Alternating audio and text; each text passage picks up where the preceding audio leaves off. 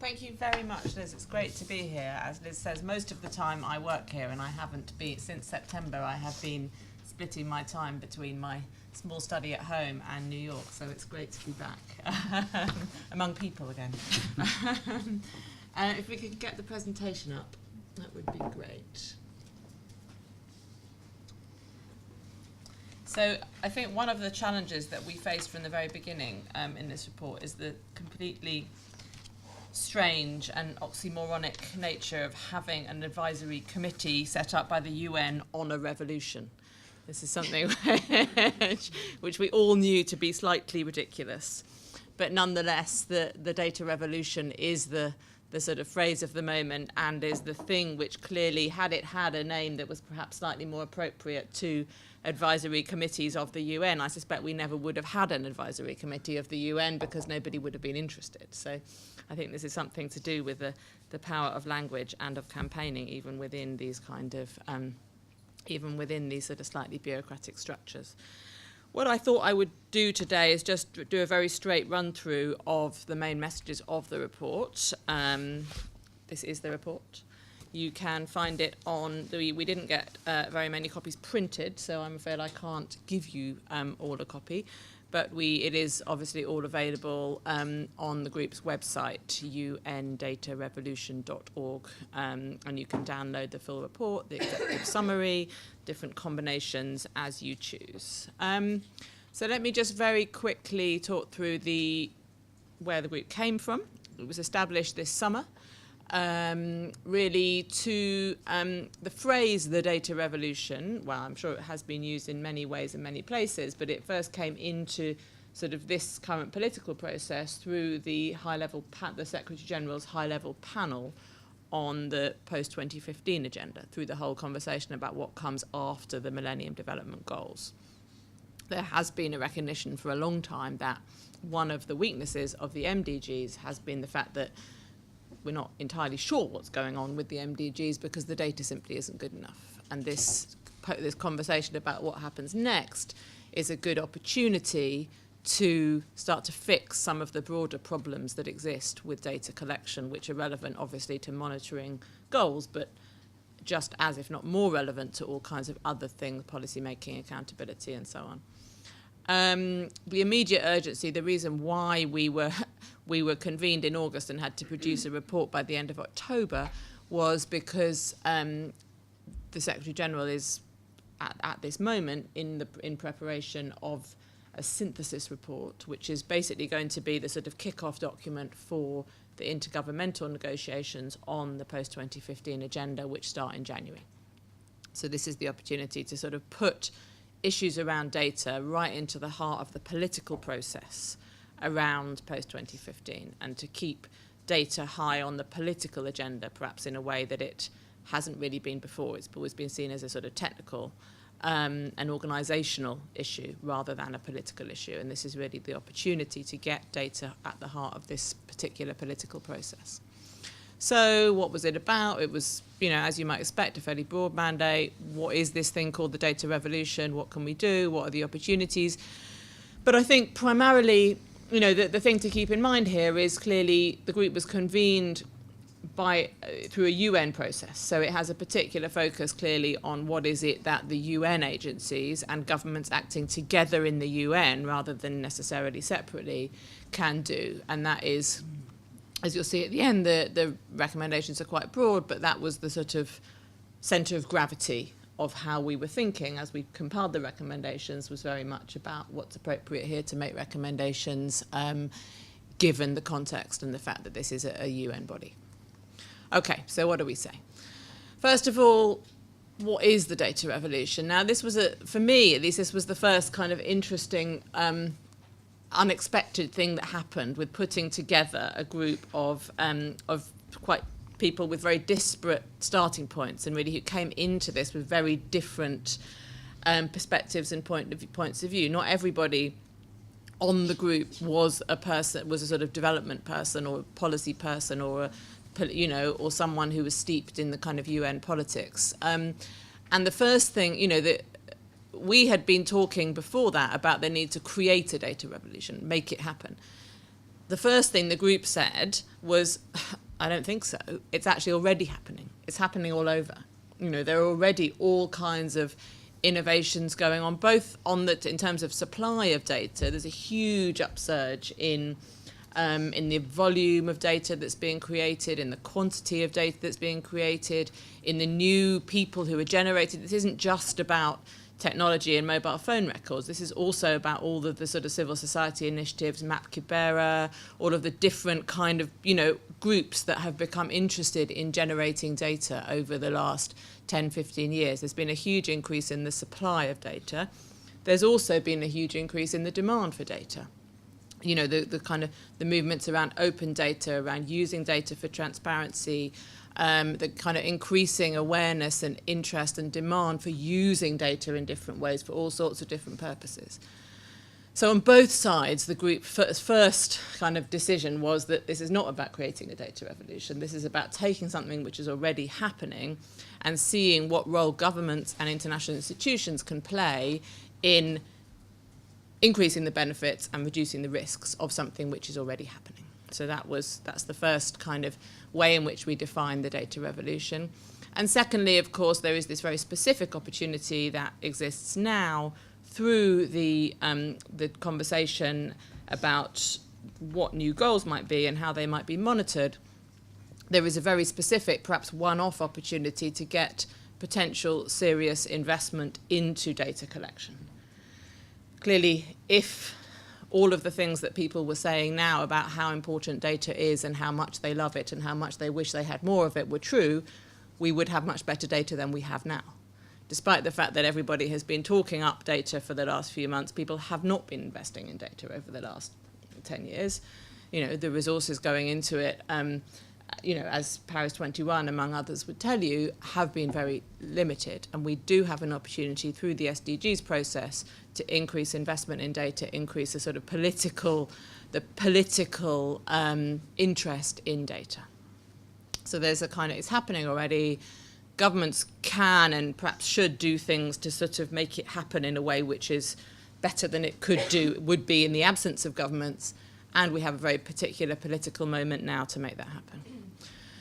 So what is it that we think why is it that we think the group thought governments should do something? What is it? I think there were three real reasons for that. The first is what we defined as invisibility. Invisibility across a whole range of different dimensions. This is really about data gaps. And this is where a lot of people come in the data conversation, just a recognition that there are lots of things that people would like to know about groups of people, about particular issues, about certain countries, which are not knowable given the current state of data. That as we did a kind of compilation in the report of just as one example of the state of MDG data over time, and there's not a single 5-year period in which we've had more than 70% of the data that's needed to monitor the MDGs. And a lot of that data has been modelled or estimated or, not necessarily the highest quality data that you could possibly imagine.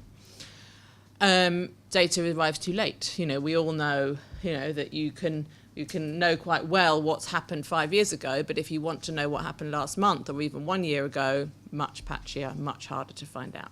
There are sort of gaps in terms of time. There are gaps in terms of issues.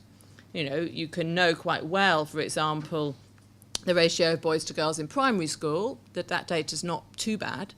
But if you want to know data on incidence of malaria, very, very bad, almost impossible to know. So there are big issues. And now, obviously, with the SDGs, we're talking about introducing a whole new range of environmental issues on which the data is, frankly, appalling for many of them. Simply, not only do we not know, we don't even know how to know because a lot of the indicators haven't even been developed. We don't even know what's the best way of measuring them, let alone actually be measuring them.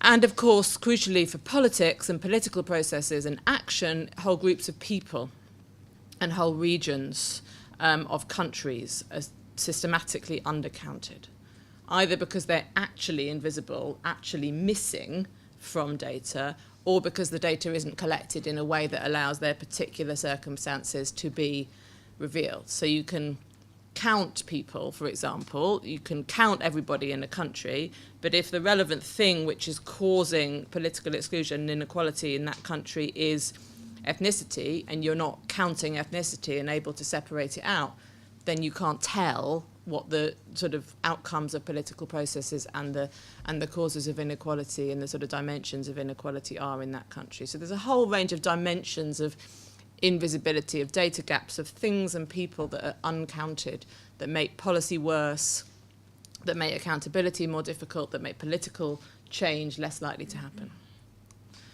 The second, that's really about what is counted.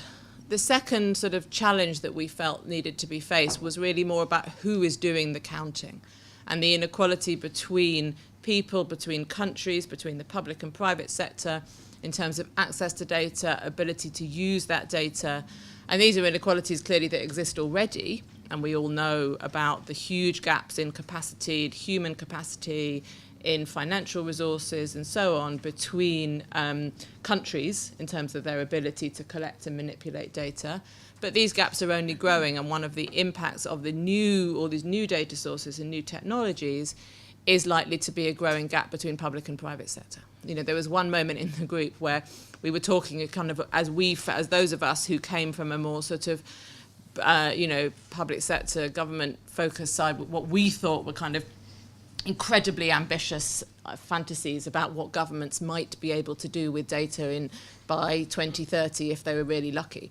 And one of the people in the room who come from a private sector background kind of interjected and said, this is what companies were doing 10 years ago. You know, what are you talking about? Think bigger. Yeah.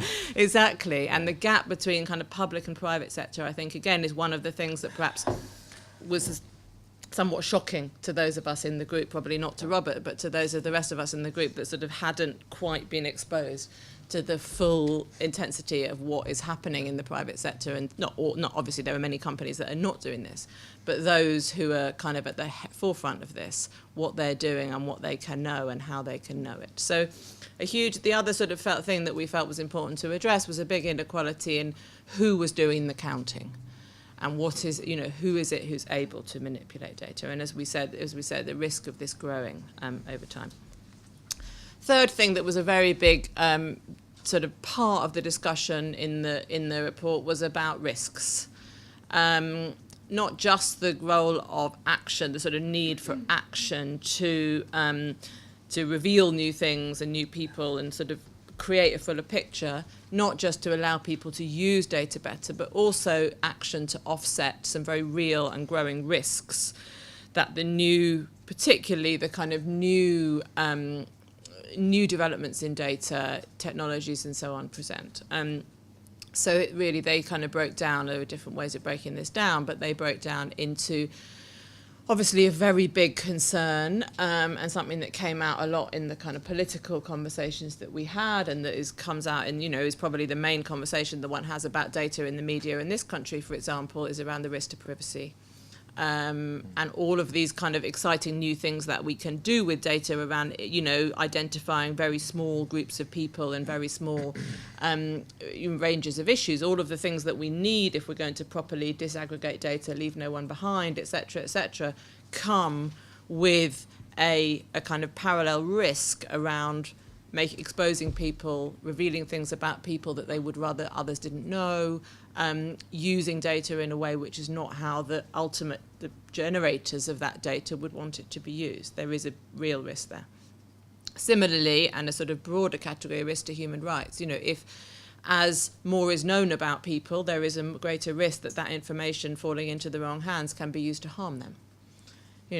If the more that we do, the more that, for example, we are able to identify people, on the basis of ethnicity, religion, and so on, the more risk we're running there in terms of what people may, we know what the world is like, and the more risk that we run there about what people may be able to do with that data. A risk's obviously, coming back more into the realm of policy making, a risk of poor quality data. We're all very excited about all these new technological possibilities, and I think with reason, and I think there is a huge excitement, and we could only really scratch the surface of what it is we might be able to do with this stuff. But not all data is created equal. It may be that, some of the things which we think we know actually turn out to not be very accurate, not really be telling us what we think we might know. And if we start to make policy on the basis of bad data, it's likely to be bad policy. So there's a sort of need to maintain all of the things that we have already in the new context. And with all of this, and this is the link really between sort of privacy and human rights and policy making, a risk of breakdown in trust. All of this relies on a kind of public consensus to allow it to happen. All of the excitements around the new data and new opportunities and technologies and the possibility of doing these things rely on people allowing it to be used in this way. If people don't trust those who want to collect this data and use this data, they will not allow it to happen. We saw that in this country, for those who follow health policy in this country recently, with the attempt to join up health records, what would have created a much better database for health research, for monitoring, for all kinds of things, couldn't happen because people wouldn't allow it to happen because they feared the sort of abuses of privacy and what might be done with that data. So people need to, there needs to be a kind of bedrock of trust that this can happen. Okay. And as I said, with all of these things which are really rather generic to the environment in which we find ourselves, we also now have this very specific opportunity and a likely increased demand for data and increased political support for investment in data, because we are in the middle of a political conversation about negotiating a new set of goals. Going to cover a much wider range of issues, so the demand for data is going to be much greater, and there will of necessity be a new monitoring framework, and there will be a call for much greater investment to develop reliable, high-quality data, new issues, leave no one behind, making sure that we have the data which is appropriate to the level of ambition around inequality, and the detail that will be needed to monitor this properly. So we have a very specific political opportunity now to do something about this broader issue through the need to monitor the Sustainable Development Goals. So I'm nearly coming to the end. What is it we thought we could do about it? Well, we had a sort of general picture of data which has three broad characteristics. First of all, what we call data for everyone. This doesn't necessarily mean that every single person is going to become an expert in manipulating millions of data points through complicated statistical programs. But this means that data will be collected in a way which, first of all, is of value to everyone through improving policy, improving outcomes. And secondly, that data will be available to those who need it in a form that is needed. One of the things that is a running debate, not just in this group, but through this, is the difference between data and information. And clearly, when we say data for everyone, we're not actually saying that everyone will just be handed the raw data and asked to get on with it. But the point is that it is data that produces the information, which is really the thing that most of us in this room will be using to do the things that we want to do with it. Data for now, clearly this has been a huge issue in terms of timeliness, really being able to get the data that you need at the moment that you need it. And we've got a very interesting example, what I think is a very interesting example in the report, of just some tiny tweaks that were made in the release dates, for example, of household surveys, and the way in which then aligning that with the decision-making cycles of politics suddenly allowed that data to be much, much more useful than it had been before. And it's about data being available when you need it. And of course, data for the future, building a system, we sit here now in the middle of huge changes, and we don't really know what's going to happen 5-10 years down the line. So it's about creating a sort of systems and ways of thinking and behaving which are adaptable for the unknowns that we face in the future. What might this mean in practice? There's a lot of detail in the report on the recommendations, but just to try and summarise from governments, clearly there's a big investment is going to be a big issue. You can't get away from the fact, however much we talk about systems and technology and a lot of this is going to rely on having some new resources to do it with, and that has to be at the heart of a lot of this. But then similarly, using that within institutions domestically that allow independence, that ensure quality, that protect privacy and data rights, and crucially, and this is very much the direction of travel, that open up data and allow more and more data to be used by more and more people. International institutions. I think, again, a lot of this is not about what international institutions do. A lot of this is about what governments do. But I think, naturally, being a group that was convened within the UN, we felt that there was a role for an international institutions, partly as a place for governments to come together and do things collectively that they can't do individually, and partly also as the international system in itself. So clearly, there's a range of things here that could probably be most usefully done at the international level. Setting standards for quality and for ethics, particularly in an environment where increasingly governments are talking to the private sector, often the multinational private sector, in terms of the, getting access to data and manipulating data. It's going to be better for governments to make some of these agreements at a global level rather than having to negotiate them and set these standards one by one. Clearly there is a sort of development agenda here around international resource flows, around capacity development, around all of the sort of things that one would expect around a development agenda. And there is a role, as I say, for sort of coordination, for leadership, for brokering some big deals and kind of bringing some of these things together globally, partly on efficiency grounds so that every government doesn't have to go and do it separately, and partly on grounds of, bringing governments together so that they have, in a sense, more power in the system when they're confronting big institutions, big companies and so on. Recommendations. We love our flower. You can see in the report what it refers to. It's basically the sort of 4 components of action. What we developed some sort of specific recommendations for action over the next few years. So we thought that there would be scope for a UN-led conversation to develop a global consensus on principles and standards. There has recently been, within the official statistics world, there has been a similar effort recently to develop the fundamental principles of official statistics. So there is a sort of good basis here for working out what are some new principles and standards that are needed for this new environment. I talked about inequalities particularly, and a lot of these inequalities are framed around access to technology and innovation. So there's again a sort of global public good story there about sharing, distributing innovations more fairly, and the role of international systems in that. New resources, leadership, and specifically in this current environment, some quick wins on what we can build in the next few months to a year to really start to put some of this in practice, demonstrate what it might look like in practice by taking the discussion around sustainable development goals and starting to say, well, okay, if we want to measure these new things, they're very hard to measure. Let's start now to think about how we can pull together different data sources to measure them better.